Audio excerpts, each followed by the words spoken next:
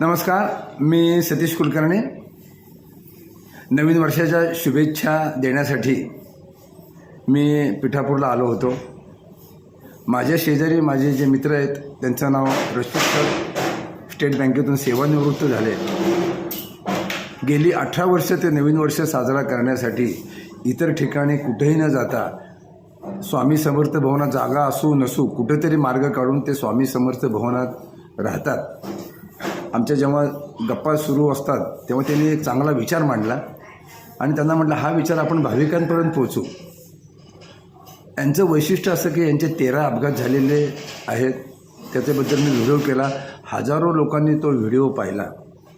शरीर साथ देत नाही म्हणून लोक डोकं दुखायला लागलं, पोट दुखायला लागलं तर आपला अखंड प्रोग्राम, आपला कार्यक्रम रद्द करतात आणि शरीराचं कौतुक करत बसतात. शरीरावर होणाऱ्या ज्या क्रिया आहेत त्याचा प्रतिकारसुद्धा करत नाहीत. 13 अपघात झालेत, बरीच ऑपरेशन झालीत.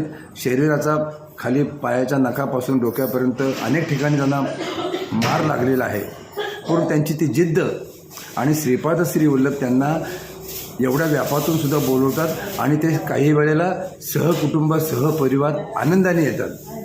आपण मराठी माणसं बऱ्याचपैकी रडतो, गाराने सांगतो, पण शरीरावर प्रेम न करता, लोकांवर प्रेम न करता, श्रीपादां वल्लभांबरोबर प्रेम न करता केवळ आपण तक्रार करतो.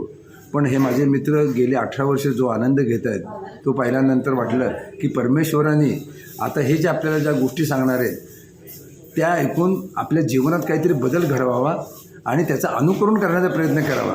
कारण समस्या आहेत, अडचणी येणार, संकट येणार, शरीर त्रास देणार, परंतु अंग काढून घेतात आणि काहीतरी कारणं सांगून ज्या ठिकाणी आनंद मिळणार, जो आनंद आपण उपभोगायला पाहिजे, काहीही भोगत नाही. नुसतं रडके चेहरे नंतर तक्रारी, यामुळे जीवनात सुख मिळणार नाही आणि तुम्हाला कोणी सुख देणार नाही, कारण तो देण्याचा अधिकारसुद्धा नाही. आपण आनंदाची निर्मिती करायची असते आणि आपण आनंद घ्यायचा असतो.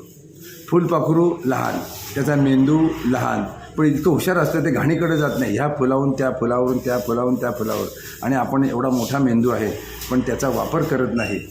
पाणी असेल तर पोहायची तयारी होती. काही जण आपल्या शेतामध्येच काही तळं करतात, तिथं पोहण्याचा आनंद घेतात. मग आपण तक्रार अजून किती दिवस करणार? पण त्यांनी जी गोष्ट सांगितली की पिठापूरला मी का येतो, त्यातल्या त्यात स्वामी समर्थ भवनमध्ये का राहतो, म्हणून म्हटलं हे आपण आपल्या ज्या श्रीपाद भक्त आहेत आणि ज्यांना खरोखरच आनंद घ्यायचा आहे त्यांनी काय करायला पाहिजे ते सांगतील, त्यांनी सांगावं अशी मी विनंती करतो. नमस्कार. नमस्ते. सर्व दत्त भक्तांना, श्रीपाद भक्तांना माझा साष्टांग नमस्कार. मित्रांनो, आता माझे स्नेही श्री सतीश कुलकर्णी साहेब यांनी माझ्याविषयी जे सांगितलं ते अक्षरशः खरं आहे. त्याच्यामध्ये काहीही चुकीचं नाही. माझे 13 ॲक्सिडेंट झाले, हे सगळं झालं. खूपसे ऑपरेशन झाले. दोन्ही गुडघे डिस्लोकेटेड, 2 खांदे डिस्लोकेटेड, पुढच्या 2 बरगड्या तुटल्या, मागच्या 2 बरगड्या तुटल्या, खांदा डिस्लोकेटेड आहेच आहे. चालताना त्रास होतो. ह्या सगळ्या गोष्टी आहेत. पण या सगळ्या गोष्टी असतानासुद्धा जीवनातला जो आनंद आहे तो उपभोगण्यासाठी, तो मिळवण्यासाठी घर हे ठिकाण नाही. घरात आपल्याला आनंद आहेच आहे. आपल्या घरामध्ये, आपल्या कुटुंबामध्ये प्रत्येकजण आनंदी असतो, सुखी असतो, सर्व असतो. पण त्या पलीकडचा जो आनंद आहे तो अनुभवण्यासाठी काही ठिकाणी तीर्थाटन करावं लागतं. तर ते तीर्थाटन कुठं करायचं? तर श्रीपादांच्या प्रेरणेनं, भगवंताच्या प्रेरणेनं, श्रीपाद राजम शरणम प्रपद्ये, राजांच्या आशीर्वादानं. श्रीपाद हे राजे आहेत, आम्ही तुम्हाला शरण आहोत, हे अगदी चक्षुर्मयी सत्यम आहे. आणि त्यांनी जी प्रेरणा दिली की काहीही झालं तरी 31 डिसेंबर 1 जानेवारी म्हणजे जुन्या वर्षाचा शेवटचा दिवस आणि नवीन वर्षाचा पहिला दिवस हा पिठापुरामध्ये घालवायचा. आणि जशी त्याची प्रेरणा झाली तशी जमेल त्या स्थितीत मी पिठापूरला आल्याशिवाय राहत नाही. आज 18 वर्ष झाली, ही गोष्ट खरी आहे. पण इथला जो आनंद आहे, आणि इथं आल्यानंतर आता साहजिकच राहायचं कुठं आहेत, खूप जागा आहेत. संस्थानामध्ये जागा आहेत, आजूबाजूला लॉजेस आहेत, अगदी लक्झुरियस लॉजेस आहेत. पण समर्थ भवन हे नाव ऐकलं की अंगावर सरसरून काटा येतो. का?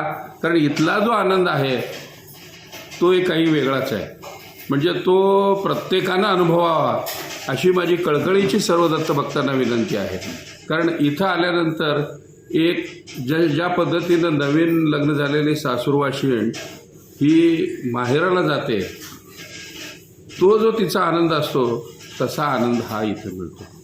त्या नवीन नववधूला जो आनंद मिळतो तोच आनंद ह्या समर्थ भवनामध्ये भरलेला आहे. या समर्थ भवनाच्या कणाकणामध्ये प्रत्येक रूममध्ये, गच्चीवर, बाहेर, खुर्चीवर, सर्व ठिकाणी श्रीपादांचं वास्तव्य असल्यासारखं वाटतं. त्यांची अनुभूती येते आणि अथांग शांतता ज्याला म्हणता येईल ती भरून राहिलेली आहे.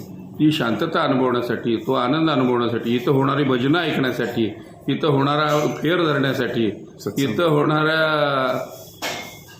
प्रवचनांसाठी हे आवर्जून येणं आवश्यक आहे. तुम्हाला जमेल तेव्हा या, पण आल्यानंतर समर्थ भवनाला भेट दिल्याशिवाय पिठापुरामधून परत जाऊ नका. सर्वजण येतात, जातात, फिरतात, काकीनाड्याला उतरतात, काकीनाड्यावरून इकडे जातात, तिकडे जातात. आपण बीचवरती 3 तास घालवतो. काय मिळवणार आहे? बीचवरती फक्त येणाऱ्या लाटा पाहतो, होणारे आवाज ऐकतो, इकडं तिकडं फक्त भेळ खातो आणि परत जातो. त्याच्यापेक्षा सगळ्यात महत्त्वाची गोष्ट, इथून हार्डली 30 सेकंद त्याच्यापेक्षा कमी वेळामध्ये श्रीपादांचे जन्मस्थान आहे. तिथं जाऊन नतमस्तक होता येतं. इथं माझ्या पाठीमागं बघितलं तर इतकी प्रसन्न मूर्ती आहे की बघत राहावं, की काहीही कितीही तास तुम्ही त्याच्यासमोर बसा, तुमचं मन भरणार नाही. हे मी लिहून देतो तुम्हाला. एकदा ना एकदा तरी आयुष्यात हा अनुभव घेण्यासाठी, हा आनंद उपभोगण्यासाठी समर्थ भवन हे एकच ठिकाण आहे. बाकी कुठेही तुम्हाला अशी मूर्ती भेटणार नाही, असा आनंद भेटणार नाही. असे इथं दत्तयाग होतात, होम हवन होतं. इतकी पवित्र आणि शांत वास्तू मला वाटत नाही की आपल्या घराशिवाय दुसरी असू शकते. तर माझी सर्व दत्तभक्तांना परत एकदा कळकळीची विनंती आहे. हे सर्व चाललेलं आहे बरं का. आपला संसार सोडून काहीही करायचं नाही. तुमचे घर दार सर्व काही सांभाळा, पण त्यातून काही वेळ काढून जीवनातला खरा आनंद उपभोगण्यासाठी तुम्ही पिठापूरला एकदा निश्चित भेट द्या, समर्थ भवनाला भेट द्या, या अनुभवा आणि मग सांगा. जर हे खोटं असेल, खोटं तर होणार नाहीच नाही, पण तुम्ही म्हणाल की हे खरं आहे आणि वारंवार तुम्ही याल परत परत, याची मी तुम्हाला ग्वाही देतो आणि तुमची रजा घेतो. तुम्हा सर्वांना नववर्षाच्या हार्दिक हार्दिक शुभेच्छा.